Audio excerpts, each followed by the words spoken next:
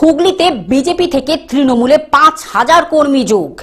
বিধানসভা নির্বাচনকে সামনে রেখে হুগলি জেলার রাজনৈতিক মহলে ফের বড়সড় পরিবর্তনের ইঙ্গিত মিলল।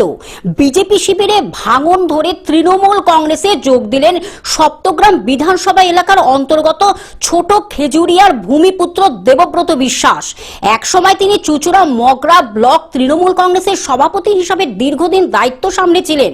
পরবর্তীতে বিজেপিতে যোগ দিলেও পুনরায় তিনি পুরনো দলে ফিরে এলেন। আজ আনুষ্ঠানিকভাবে হুগলি জেলা তৃণমূল কংগ্রেসের সভাপতি তথা বিধায়ক অরিন্দম গুইনের হাত ধরে তৃণমূল কংগ্রেসে যোগদান করেন দেবব্রত বিশ্বাস। তার সঙ্গে প্রায় ৫,০০০ কর্মী সমর্থক তৃণমূলের পতাকা হাতে তুলে নেন বলে দলীয় সূত্রে জানা গেছে। আশা করব দল আমাকে যেরকম দায়িত্ব দেবে সেই দায়িত্ব নিয়েই সাধারণ কর্মী হিসেবে মাঠে নেমে কাজ করবো। আগামী দিনে দলের নেতৃত্ব আছে, কারোর সাথে আমার কোনো মতপার্থক্য নেই, আমার কোনো ক্ষোভ, কোনো দেশ কিচ্ছু নেই। দলের নেতৃত্ব, উচ্চ নেতৃত্ব যেরকম দায়িত্ব দেবে দলের কর্মী হিসেবে ঝান্ডা নিয়ে আমি লড়াই করব।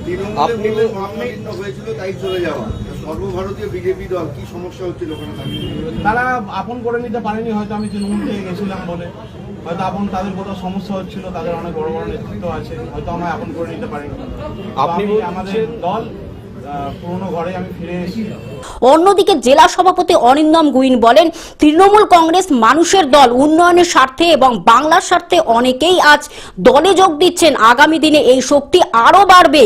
রাজনৈতিক বিশেষজ্ঞদের মতে নির্বাচনের আগে এই ধরনের যোগদান হুগলি জেলার রাজনৈতিক সমীকরণে এক গুরুত্বপূর্ণ প্রভাব ফেলতে পারে। যেহেতু এখন তৃণমূলে যোগদান করতে হচ্ছে, সুতরাং বিজেপির নামে তো কিছু তো কুৎসা করতেই হবে। সেই জায়গায় দাঁড়িয়ে এখন এই ধরনের কথাবার্তা বলছে। বিজেপিতে এসেই 2021-এ প্রথম টিকিট পেয়েছিল, বিজেপিতে কিছুদিন বাদেই আবার 2024-এর লোকসভার কনভেনার হয়েছিল, সঙ্গে সিকিউরিটি দেওয়া হয়েছিল। যেখানে বহু কর্মীরা নিরাপত্তার অভাবে এখানে ওখানে বাড়ি ছাড়া হয়ে থাকে, তাদের আমরা নিরাপত্তা দিতে পারি না। এরকম ধরনের একজন তৃণমূল থেকে বিজেপিতে আসা কার্যকর্তাকে নিরাপত্তার জন্য সিকিউরিটি প্রেজেন্ট করা হয়েছিল। এর থেকে বেশি আর কি দেবে? হুগলি থেকে রাজকুমার প্রসাদের রিপোর্ট, গ্লোব নিউজ। এখন থেকে গ্লোব টিভি দেখুন আপনার স্মার্টফোনেও। গুগল প্লে স্টোর অথবা অ্যাপল স্টোর থেকে ডাউনলোড করুন গ্লোব টিভি লাইভ অ্যাপ। এছাড়া জিও টিভি অ্যাপ থেকে দেখুন গ্লোব টিভি লাইভ।